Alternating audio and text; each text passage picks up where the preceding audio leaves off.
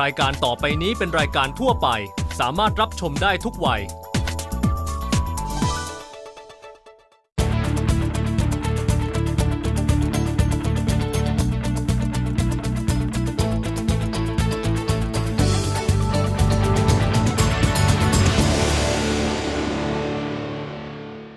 สนับสนุนโดยแลกเงินด้วยบัตรเครดิตกสิกรไทยเที่ยวก่อนจ่ายที่หลังไม่มีค่าธรรมเนียมผ่อนชำระได้จากธนาคารกสิกรไทย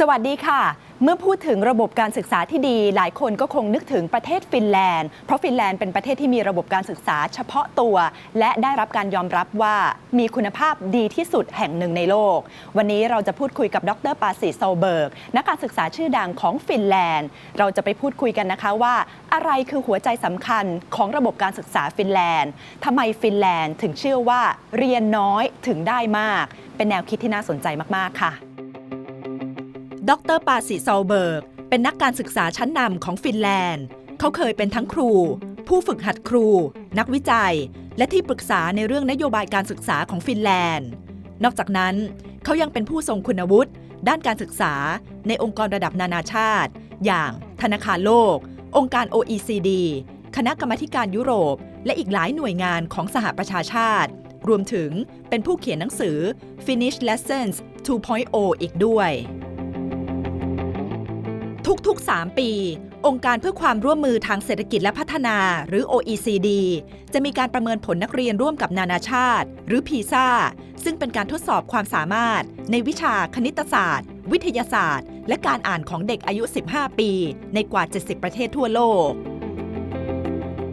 ในการจัดอันดับครั้งแรกของ PISA เมื่อปี 2000 ฟินแลนด์ได้สร้างความฮือฮาในฐานะที่เป็นเพียงประเทศเล็กๆแต่สามารถทำคะแนนได้สูงสุดในการทดสอบจนทำให้ระบบการศึกษาของฟินแลนด์เป็นต้นแบบที่หลายๆประเทศยกย่องและให้ความสนใจอย่างไรก็ตามในการจัดอันดับล่าสุดของ PISA ในปี 2015 อันดับของฟินแลนด์ตกลงฟินแลนด์ได้อันดับที่ 13 ในวิชาคณิตศาสตร์อันดับที่ 5 ในวิชาวิทยาศาสตร์และอันดับที่ 4 ในวิชาการอ่านFinland's education system has always been praised as being one of the best in the world, but recently its rankings in the PISA tests actually slipped somehow. What went wrong? There are two reasons behind this. One is that most other countries in the PISA study have really paid attention to how to get the results up. And Finland doesn't, because we think that the schooling is something else than being good in one test. So when the others get better, then of course your rankings and your results get down because of the nature of the test.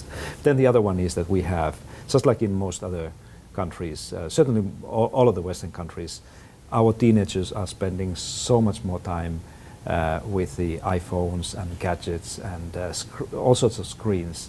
And this time, I argue that this time is away from learning, and this time also is affecting their ability to concentrate and focus on things like mathematics or reading. These two things I explained at least a big part of the situation that you asked.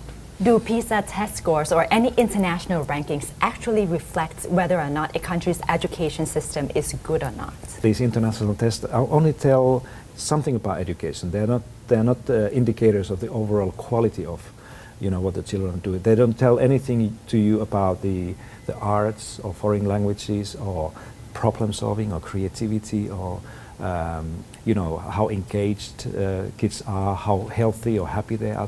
We know nothing about those things from these studies. And I think Finnish schools, Finnish students are doing very well in those areas because we have deliberately shifted away from, focusing on strictly mathematics or reading or subjects. But I think it's fair to say that there has been also the actual decline in how well kids, for example, can read or do mathematics for sure.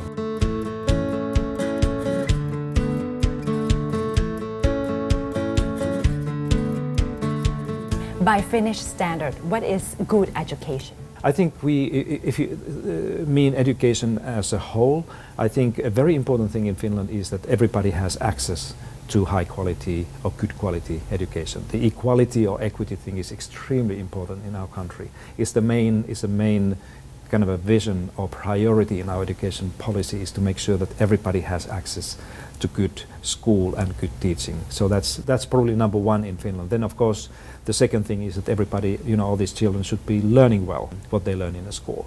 If you walk into any Finnish school right now, particularly primary, elementary schools, and you ask this question, what are you aiming at? What do you try to accomplish with your children? Most teachers first thing they would say that my children and pupils are happy, that they're healthy, and they have a kind of a healthy identity and self-esteem, and they're ready to learn. And only after those things you would hear things like that they know how to read, that they can calculate, and then do those things. So I think good education in Finland is much more about the holistic development, kind of a whole child growth and development, rather than saying something that you hear around the world now is that good school or good education is something that is able to elevate every child to the level of certain criteria standard.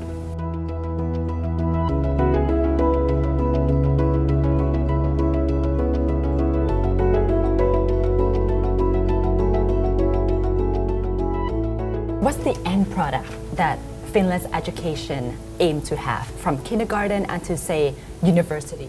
The end product is an individual who has figured out or discovered her or his passion.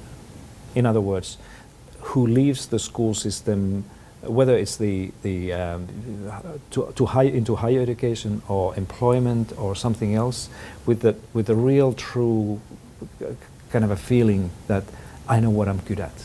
I know what I want to do in my life, and I have this passion that is driving me to do those things. Rather than what we used to have not so long ago, that we had a lot of people leaving the school system basically saying that I'm not good in anything. I'm probably going to study law or mathematics, but I'm not sure that this is what I want to do. So I think the end product, what we try to aim at in Finland, is to make sure that every individual has discovered what their real true passion is. And then that the school system must respect that, whatever it is. It can be politics or music or mathematics, whatever it is. But if individual is saying that this is what I think is really driving me to do these things, what we try to do is to enhance those things and help these individuals to move forward.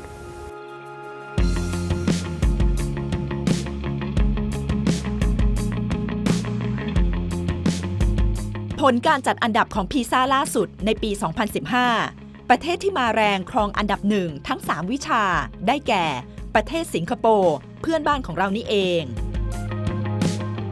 Singapore ranked top in the recent PISA test in mathematics, science, and readings as well. What does it tell us about its education system? First of all, of course, it tells that Singapore is doing many things right. That they have a system where children are really learning a lot in school.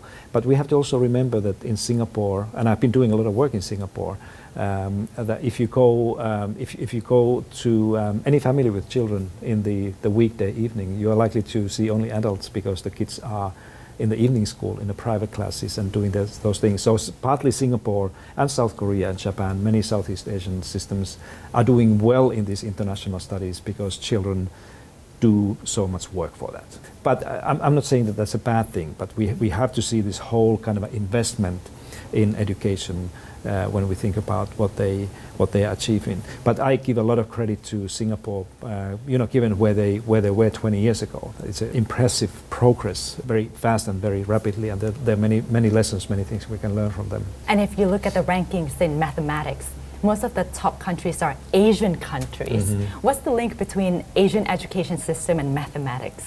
I think that Asian young people and your culture still have what we used to have, but we don't have that anymore. Is a kind of a ethos of perseverance. So something that you can still make young people to sit down and think and spend time to really grasp and understand what you do. I used to teach mathematics for many years. I can tell you one thing, that you cannot really be good in math unless you have this perseverance, that you can sit down and look at the problem or look at the exercises or look at your textbook or exercise book and go through all those things and practice that. And that's something that I think Asian children are doing much more, that you are kind of paying attention and concentrating on these things much more than we are. Whether this is going to continue and sustain here because all this global media and entertainment and these things, I don't know. But I think that this is part of the culture here that is really showing up in these results, together with the fact that you are also very, the children here in Southeast Asia are practicing these exams and tests so much more than we do.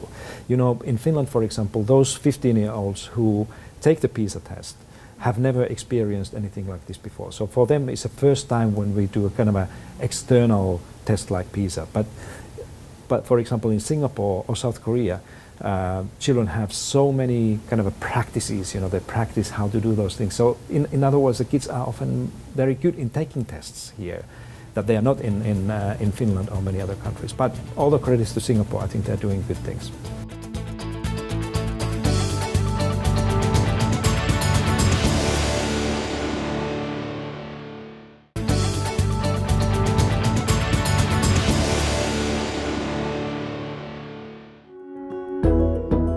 ระบบการศึกษาของฟินแลนด์มีลักษณะเฉพาะตัวต่างจากระบบการศึกษาหลักๆทั่วไปเด็กฟินแลนด์จะเริ่มเรียนเมื่ออายุ 7 ขวบมีคาบเรียนที่น้อยมีการบ้านน้อยมากและมีการสอบวัดผลน้อยครั้ง We have pretty long learning hours each day in school, excluding the evening classes.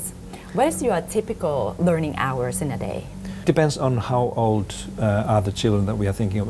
Let's take a fourth grade students. In Finland, they are normally about 10 years, 11 years old. They go to school about 8:30 in the morning, maybe 8:39 in the morning, and they leave the school no later than 2. So they have 4 or 5 45-minute blocks of study. That can be anything. And when they go home, their homework is often fairly little. Students would say that I have 15 minutes homework or 20 minutes maybe. And how come it is so successful? That's a Finnish miracle. No, I think, you know, learning is one of those things that doing more of the same things is not the solution. Just like, you know, Singapore has this beautiful idea of teaching less, learning more. And this is exactly what Finland has been following, that we understand that less is more when it comes to learning. Because, you know, the children, they need time. Learning takes time to mature. Just by insisting that kids have to do more practice, more homework, it's not helpful for learning. You know, the art of building a good education system is finding a balance, that what is the kind of a necessary minimum that we have to give, kind of insist that every child has to be in a classroom, and you know, how do we organize that in practice? And that's what Finland has been very successful in finding.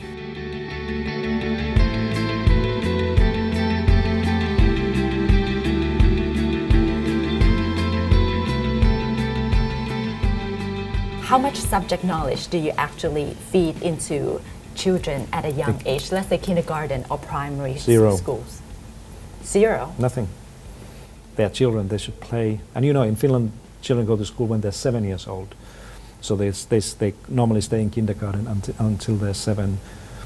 So it's all play. And it's a very informal, of course they are exposed to words and letters and numbers, but the instruction is not there. So we don't have any expectations that, for example, that children should learn to read before they go to school or do anything like this. You know, if there's any expectation, is that we assume that every child is good at play, that they understand what the play is, and that they are creative and they get along with other children and they can organize their own things.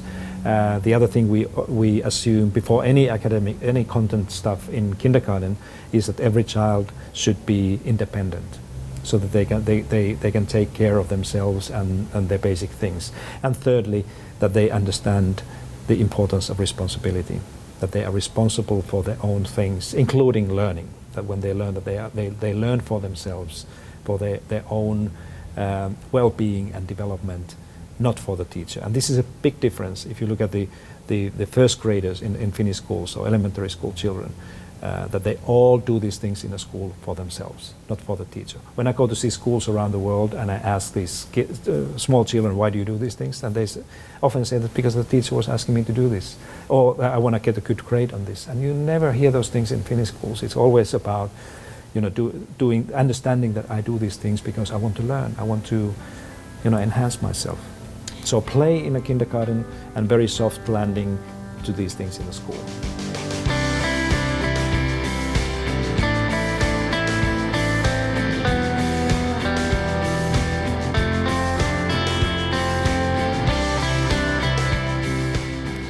Finland's rankings in PISA slipping.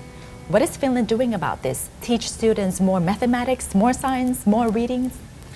No, we're actually doing exactly the opposite. The opposite? We are trying to move away from, teaching separately science and history and English and those things, and have more time to study interdisciplinary projects and thematic issues. We don't believe that by teaching more of those things that seem to be a problem would be a solution, because the solution may be that by enhancing the students' engagement and ownership of the school and learning, that they will also improve what they do in math and science and reading classes. How can learning less of mathematics or science or readings improve the scores? I thought practice makes perfect. Practice is different than teaching and learning. Of course, the practice is something that you need to do, but teaching is a different thing. And the school is a peculiar place. If the student doesn't feel that I'm engaged, that that I'm kind of truly involved in what's going on in the school, that's going to affect negatively on the learning outcomes for sure.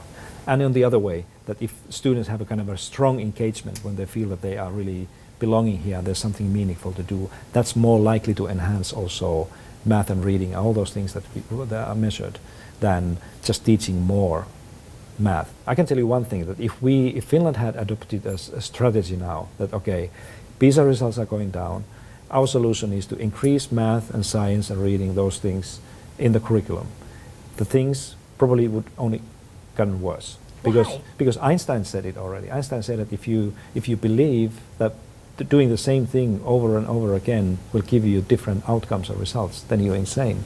And this is exactly how we think, that we have to change the way we do things, not to change the way how much we do these same things. And there's no guarantee that by adding time, whether it's a homework or teaching instruction in school, would be a different way of doing these things. That's very difficult to change. Then I think it's better to do something else, and this is exactly what we try to do. But there's no guarantee as well that teaching less of those subjects would actually improve the qualities or the scores of the students. Teaching is a funny thing, that there's never a guarantee of anything. that you can teach the best way you can, but there's no guarantee that your students will actually learn that thing. So we understand that, and we take a risk, and we want to see. Of course, we monitor very closely and follow up what's going on. If things don't get any better, then of course we change the course.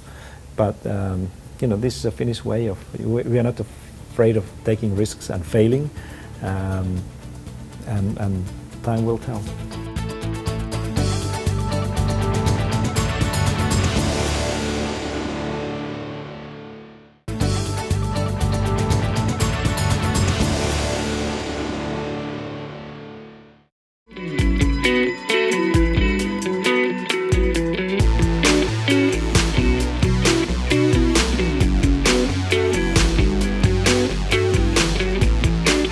Do you have tuition or evening classes in Finland? No. At all? No. Why should we? We have a school system where children should learn everything that they learn during the school. And in the evenings, we assume, I'm a parent in Finland, I assume that my children do the things that they really want to do. They go to the music class if they want to learn how to play piano, or they play basketball, or they just hang around with their friends. But that's a time mostly for themselves, not for the school. What about children who might lag behind in their lessons? That's the responsibility of the school to do. So we have a kind of a remedial services in the school for those who need more time or more practice or more exercise. But it's a responsibility of the teacher and the school to make sure that everybody leaves the school comfortable and confident with what they should learn.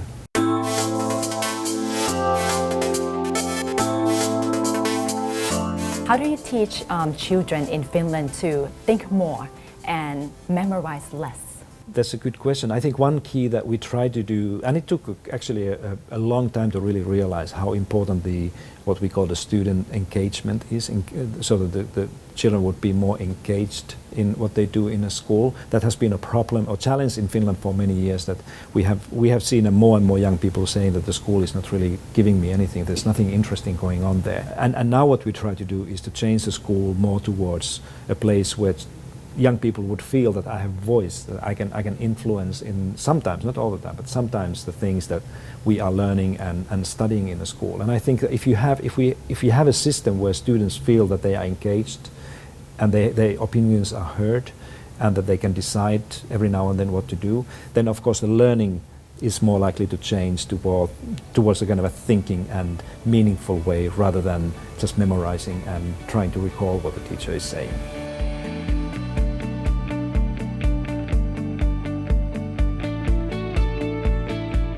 What is the ideal learning environment for children or students? Is there such a thing? I think there is, and I think we have to rethink the whole concept of what the schools look like in the future, today and in the future. And for example, in Finland and in many places, I just came from China a couple of days ago, and I saw schools there, new schools that they don't look like schools anymore. That they have much less classrooms and no corridors anymore where you would walk and see that there's a math class and there's a language class here. That the learning environments now and in the future are not anymore kind of a compartmentalized in a way that you have special places and spaces for different teachers and subjects, but they are more open spaces. You may have a kind of an information hub where you have computers or books or something like this, where the learning is kind of distributed throughout the space. What's the role of parents in the Finnish education system? The parents in Finland, they trust and rely on the school much more than they do in most other countries. So that's why the role of the parents is much weaker or informal than it is in many other countries.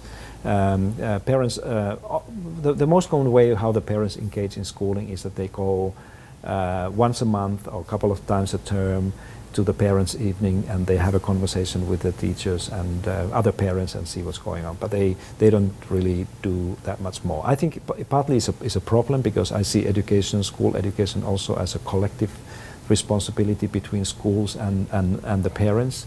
And if the parents don't know what the school is trying to do, as many parents in Finland don't know because they don't really engage, that may be a problem. But we have a much more kind of a informal relationship between children's parents and the school.